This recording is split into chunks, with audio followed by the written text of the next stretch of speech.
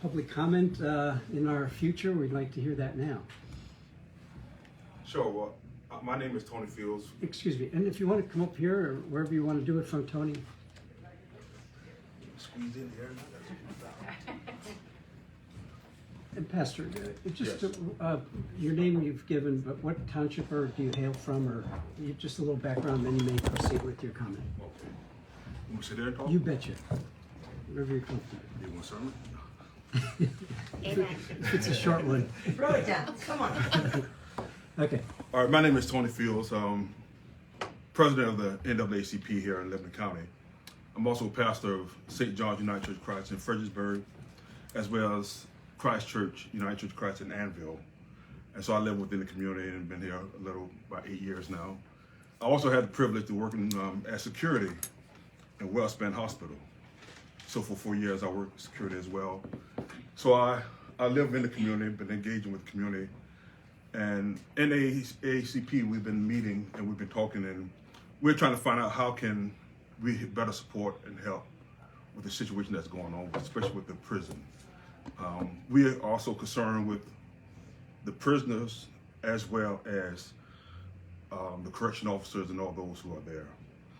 So we want to try to see how can we hopefully have a group meeting with the commissioners and talk about what steps can we take, how can we do, what can we do. Because when we talk about civil rights, we're talking about rights for all, and not just for the prisoner, as well as those who work, because we want to make sure that everyone is healthy, everyone is mentally prepared, and so we want to try to figure out how can we engage. And we want to try to get a work group meeting with you so we can sit down and talk. I know we can't do it all here at this table, but we want to sit down with you and talk and see what role. Just to, not to interrupt, but if you wanted to meet, I'd be happy to come to one of your meetings and hear you out. If we meet together, it's a sunshine violation unless we do it in a public setting, which I don't know that when we're talking about issues of the prison and security and all those kind of ratios and so on that we have in terms of inmates to population, to COs, I think we would be better if I would just come, or Commissioner Litz Yes. would come and hear what you're thinking and then bring that back to the other commissioners. I have another suggestion. Go ahead. We have a chaplain at the prison, Marilyn Nolte. Have you ever met her? I haven't met her personally, but have I met her? Yeah. I think that she would have some really good input too. And because they're both faith-based organizations, she was, I think, hired by Jubilee Ministries, if I'm not wrong. Is NAACP faith? I don't know. No, I'm not here for the faith-based. Oh, you're not aspect. here for the I'm here church. for the Okay, purpose of I'm sorry. NAACP. I misunderstood. At any rate, either way, she helps us with the things you're talking about for the prisoners, and I can't see why that couldn't be expanded to the officers as well for support, because everybody is stressed and needs a little bit of extra counseling at times. So, And I agree. And I know you use the word hear us out, but it's not so much we want to hear us out. We want to collaborate with you. We want to try to figure out how can we better help our I would citizens. say both. I'll offer my attendance, or another commissioner yeah, can I will attend. gladly attend. Okay, that's that. And then, but But- Maryland is a great place to start. Yeah. She may be able to get some things clarified before you even meet with one of the commissioners. Yeah, because we don't want to duplicate what's already being done. She is would what be I'm. able to tell you what's. And I think a coordinated effort would come across, whether faith-based or not. A coordinated I'm effort sorry, yeah, I'm just wondering about that. might benefit everybody. Well, she does the church services and things like that. Yeah. But there's more, and schooling, all kinds of things she does. Well, and again, it's not just about the faith-based as well, but also how can Right. NAACP offer the civil rights, and how even our correctional officers, and because of how demanding everything is, and we want to make sure everyone is healthy as well. Sure. Everyone is safe, as well as the correctional officers, not just the inmates and stuff, because the whole population need to be cared for and concerned. And so that's why we're here, and we want to share that, and we want to offer. And I'm glad to hear that you're willing to engage with us. So I guess my question is now is, who do we send our request to? Marilyn Nolte. Well, Oh. now that your reason was faith-based. Right. No, I took that back and I said a coordinated effort so we don't duplicate, because they do more than the Sunday services. They provide, Yep. coun- counseling, and they provide education and things like Yeah, that. but do they do what the commissioners do? Let me ask if the warden has a suggestion. If you would like to email me, I can connect you with Marilyn Nolte as far as being the prison chaplain from Jubilee. Marilyn also has the same vision as the Lebanon chapter as far as their concern is not just for the safety of the incarcerated population, but the safety of the employees. We have Correctional Officers Week coming up in May. Usually Jubilee, they bring an ice cream machine, they do some feel-good things to help our staff know that they're appreciated. I know one challenge that we could use all the communities' help with is really focusing on re-entry from the incarcerated population from the prison back into the community. That would be both for the incarcerated population and for our staff. The courts have been doing a wonderful job working with the prison as far as trying to keep the people that necessarily belong in jail right now belong in jail. But we have a missing piece to the puzzle, and that's that re-entry, getting them from jail to the community. It's no secret right now that we're not doing work release. So that's causing us a little bit of problems, but the courts are finding ways with electronic monitoring, house arrest, to try and keep people in the community, keep them employed. But some of the biggest components we're missing is, where do we house them? Sometimes they're not welcome back to their home, whether it's because of a charges, or maybe the relationship that caused demise in them coming to the institution. But those are some areas in the community, like when we talk with Team MISA, which is the mental illness substance abuse groups, all those groups, the one missing component that's unanimous across the board is, where do we house the individuals instead of incarceration? We have a population of mentally ill that do not belong in prisons. They belong somewhere not in a prison, but where is it safe for the community to house these individuals, to help them get medicated and help them get stabilized so they can be an active participant in the community. So those for me are some of the ways, just off the top of my head, saying, okay, that helps both the population and it helps our staff, because it's less that we're dealing with within our walls. Okay. Well, the thing is, we heard that it's considered a state of emergency. What is happening with the prison system? And so we're trying to figure out, what does that really mean? Okay, And here's my card. It has my cell number on it. Why don't you start with me? Maybe I can coordinate it with Marilyn and you and I to start. that sounds good. Okay, we'll go from there. All right? Good? I'm good. I mean, we can talk. I mean, the state of emergency to me means that, obviously, like other prisons across the Commonwealth, we have some concerns for staffing. So what that means is, we limited the amount of operations that we're doing to benefit the population and benefit our staff, to keep everybody as safe as possible while we're operating in these times, until we can keep putting our heads together and trying to find a better, more viable solution. Yeah, so I'd be happy to meet down at the prison with you and Marilyn, or wherever, Okay. at a restaurant. And rest assured, when I say this, we want to collaborate. We're not here to judge or whatever, but we want to find out how can we be even assistant to in a way. So I will reach out to you Okay. and call you and contact Thank you you. as well. We Because we've appreciate been corresponding with you as well through the Yeah, email. and I have no problem doing Zooms. One of my mentors actually gave me a quote, and it was, "Don't find fault, find a remedy. Anybody can complain." That's right. And that was from Harry Ford, I believe. Right. Henry Ford. But yeah, like, we're open to talk, but again, the puzzle pieces aren't as easy to fix as what most people think. That housing component is huge, and it wouldn't just affect us, it would affect Let's wait a and lot see of people. what we end up talking about. All right. We'll Well, thank follow you. up. Thank you. Thank you very much. How And you doing? I will follow up on the warden's, thank you, Pastor, on the warden's comment about the cooperation with the courts. I think really we need to acknowledge that a little more, that if Judge Tillwalk is really very keenly aware of trying to keep the population, and so that those that can, that have valuable jobs out there that have fallen, under the system, that those jobs are as best as can be in this situation. They're be able to keep those jobs and figure out a way that's safe for the public, and so but they are cooperating very, very well Yes. with us, and we appreciate that for Judge Tillwalk's awareness and his cooperation. So, okay.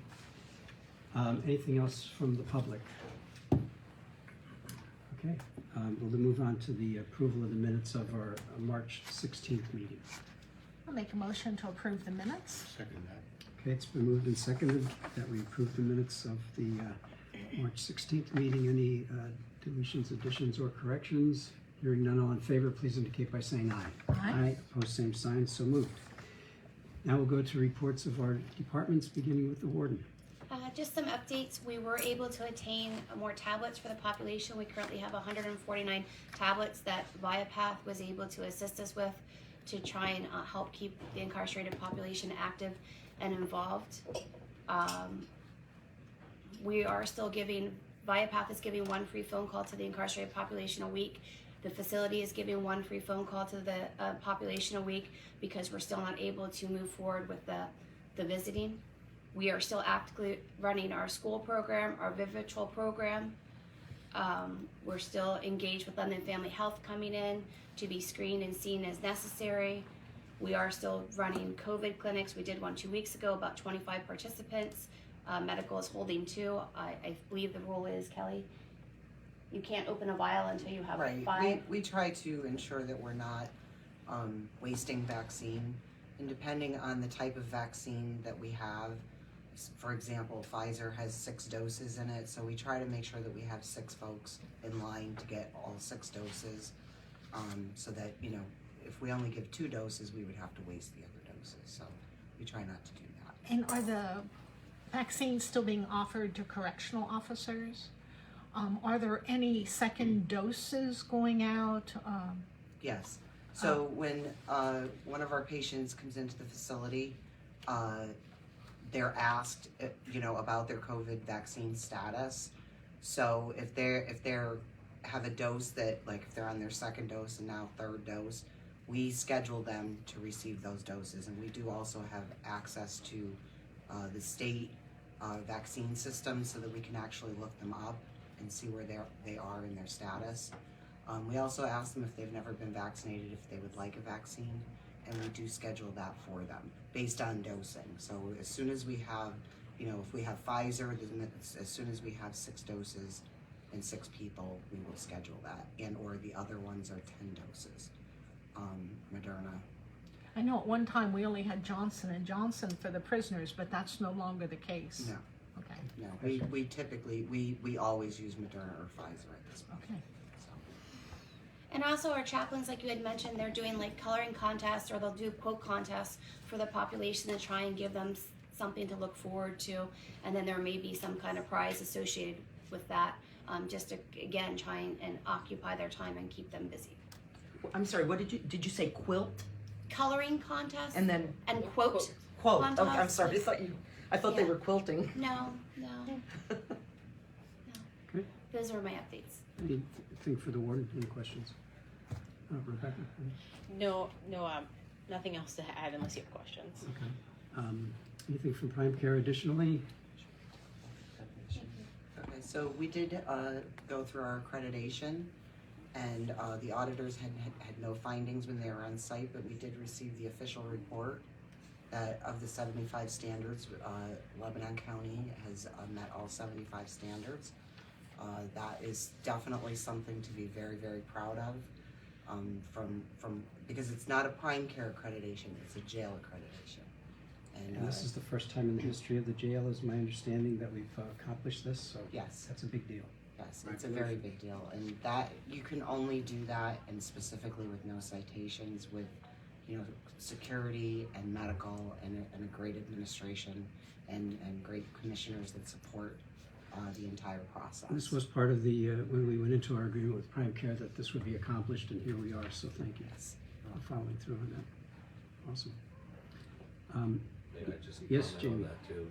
I did share that with our insurance liability carrier, and they were extremely pleased to hear that because several years ago, many will recall, we had a very difficult case that resulted in a settlement, and following that, there was a change made to the way medical services are delivered at the jail. Everyone promised that part of that would be to do better, and the accreditation was a big piece to that, and I just think that this is huge and fantastic that it all got done. I won't, name names for risk of missing anyone, but it is everyone who was involved and with a pandemic in the way. So it's remarkable on top of that. So it's great. Sweet. Okay. Yes. Can you speak to some of these 75 standards that you've achieved? Are they all medical, or is it a combination of some personnel and? Each one of the standards, they are, for the most part, medical, but you can't, I'll give you an example. One is access to care. So, you know, we have to get our patients to provide services. And if we don't get our patients, because security doesn't bring them to us or whatnot, we wouldn't meet that standard. That's just one of the 75 standards. A lot of it is about timeliness, which is also a hand-in-hand operation of intakes. You know, we have a time frame that we are required to do intakes in. There's a time frame to do health assessments within.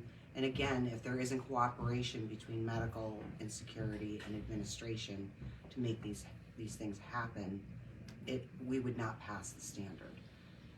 But there's many standards that there's 75 of them that require that type of, you know, hand-in-hand work.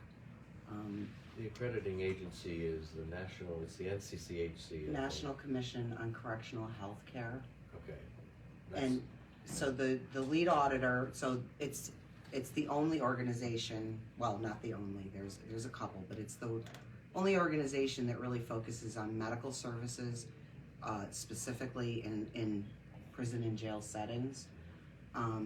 So they're very focused on those services. And again, you can't meet the standards if everybody's not cooperating. They do, so a nurse does the paper component of the entire standards, and then a doctor goes in and reviews a large number of charts from a clinical standpoint to ensure that we are following our guidelines as far as, you know, chronic disease, asthma, hypertension, diabetes, that we are, you know, following those people, and that we are meeting the time frames and providing clinically excellent care. Not every facility can achieve accreditation. That was going to be my next question. Yes. Not every, and again, it's a really big deal for a facility. Take great pride in it. We had a lot of people collaboratively working together with PrimeCare. Huge credit to us as a team, especially the correctional officers who are working a lot of hours. They still did what they had to do. They bought into the training. PrimeCare was a big help with our training director to sell the training, train the training. Our training director, Becky Davis, Deputy Warnock, everybody bought in together for this accreditation, and it meant a lot to them, like Kelly said, because it's theory medical, but it wasn't the medical accreditation. It was because the correctional staff stepped to the plate and they did what they were asked to do despite the COVID, despite the trying times. Everybody like buckled up and worked it out together. And that makes me proud as a warden to see them come together and do that despite all the other chaos that's going on. Did you get the accreditation? I asked for that, so I thought maybe you'd want to look it Yeah. up at some point or something like that. It's a national National Commission on Correctional Health Care. NCCHC. Okay, I got it on tape. And the other thing I failed to mention, and one of the reasons I shared it with our liability carrier, is that the accreditation, I think, instantly gives, you know, credibility to the facility. That if the facility has been maybe a target of past you know, suits and things like that maybe a plaintiff's trial lawyer organization might look and say, oh, they're accredited, so instantly they've met certain standards that are not going to be, you know, easy to refute. So the standards have their guidelines, and they're the basis for excellent correctional health care, and we have met those standards.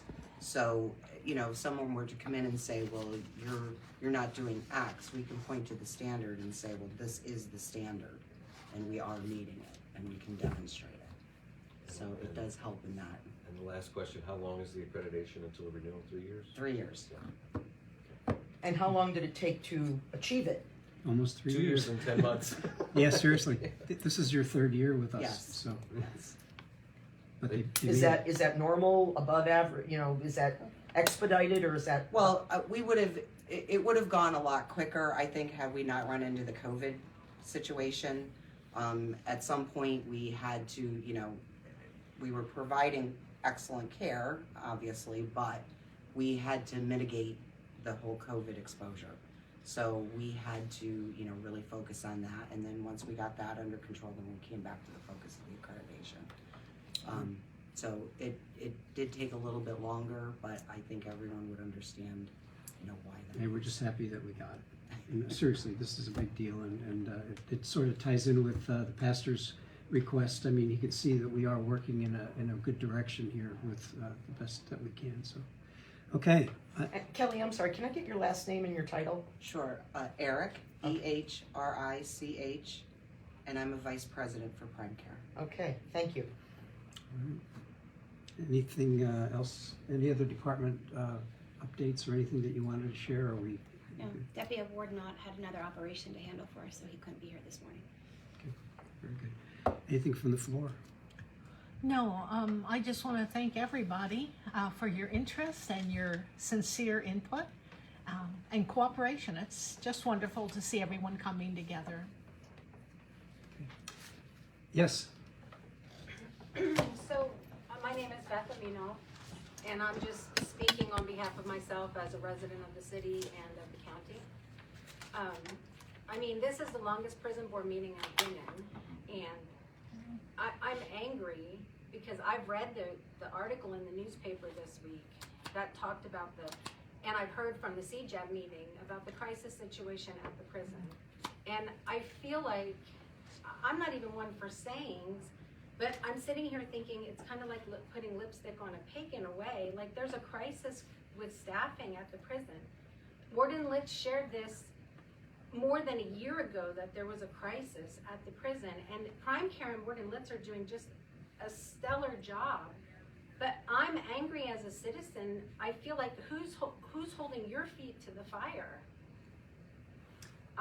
That's where I just, yes, I'm definitely angry. Well, you can be angry, but I will tell you that we are working and we're getting closer every day to finalizing with the union. So that is an ongoing thing. We don't negotiate in public. We can't tell you details of anything because that would be a violation of our labor agreement. But I can assure you that we are very, our feet are to the fire because we meet regularly. And I just mentioned Judge Tilwalk is on board. Everybody's part of this thing, trying to get through it. So anger is not going to get us there. You just have to accept, whether you do or not, I guess is your part in it. But we are working as best we can, and we can only divulge a very limited comment, which says that yes, we have met, we are meeting, we are close, but we can't go further than that unless Jamie has something he wants to add. I would just add that it's not just Lebanon County that's dealing with this, and I think any warden will tell you that. The State Department of Corrections will tell you that.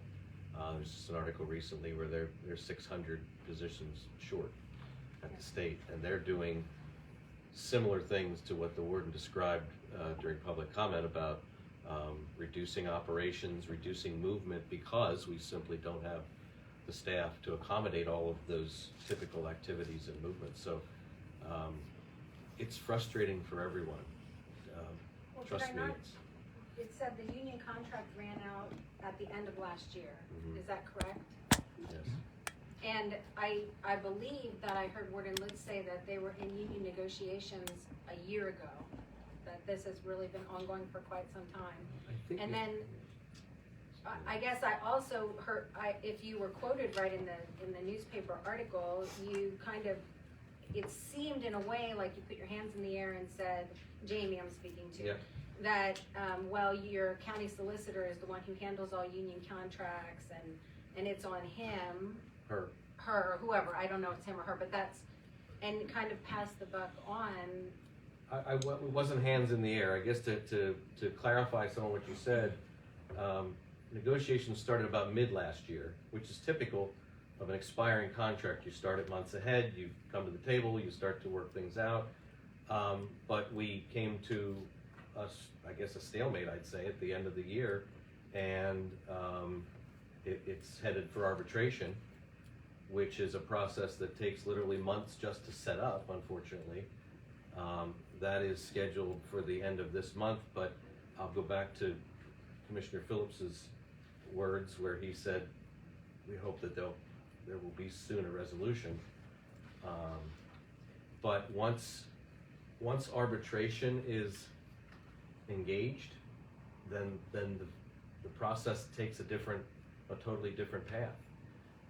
You know, it's up to a panel of arbitrators. You present each side. It's much like a court hearing, you know, and so once we reached an impasse, then that's where it went. My comments about the solicitor are that I think they were related directly to Tara Wilson from ASME being at the last county commissioners meeting and making a public appeal to the commissioners and specifically making what I was concerned about were specific comments about the operation and security at the jail, which we don't typically, or we try to avoid making, because there are ramifications inside the jail to explaining to the outside what's happening, you know.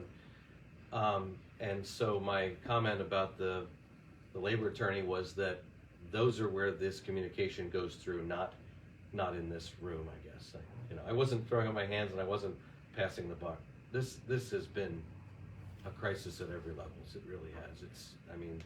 I don't know how the warden still sleeps. And I don't want you to think that because we shine a light on something that's going well, that we're putting lipstick on a pig. I don't think that that's what we're about.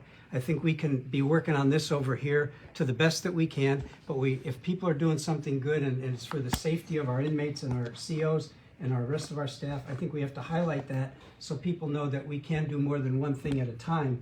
And yet there is a crisis going on, but we don't have control over it entirely because it's a process.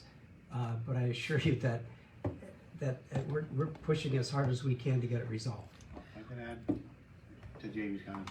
Understand why you might be angry because you don't know details, but I came into this process fairly recently, so I didn't know details until I did. When I did, I learned that this board has been negotiating in good faith for some time, and it is a very frustrating situation, but we are trying our best, and we hope that this is going to be resolved very soon, but we are limited to what information we can share in a public meeting. I definitely want to say that those guys are doing a great job. So that wasn't my comment at all. I know that Warden Litz and PrimeCare did. I've heard month after month here in these meetings that they're doing a fantastic job. So with what they've been given, so I don't want to be misunderstood there, but we need to do something. And these correctional officers need to be paid a fair wage, and they need to be taken care of. And I don't know what the holdup is with stuff like that, but they work really hard. We're fully aware of that. Yeah. And so I think as a community, we need to say we need to take care of these folks. I would like to make a statement, if I may, please. I wanted to start with what you talked about, Commissioner Coons. We are bargaining in good faith, number one. And number two, we value our employees. We value the correction officers. Number three, I know that there are long shifts that are mandatory, but this was part of a negotiated contract. So we're following the contract when that's being done. It's not an ideal situation, but again, this is being experienced across the state. So that is why I asked to please be patient a little bit longer at the last time we met. And our solicitor and our human resources manager are doing a stellar job talking to us, giving us input, which is taken back to the union. This is a system, as Jamie said, that we have in place. And so, you know, we're just doing everything we can to continue this process. It's not uncommon for a contract to go past the expiration date. It is uncommon for them to go to arbitration, is my observation. So everyone is working to try and get this resolved. And we have to let the process play out. Thank you. Thank you. Anything else from the floor? Not, motion to adjourn? I'm gonna Second. Stand adjourned, thank you.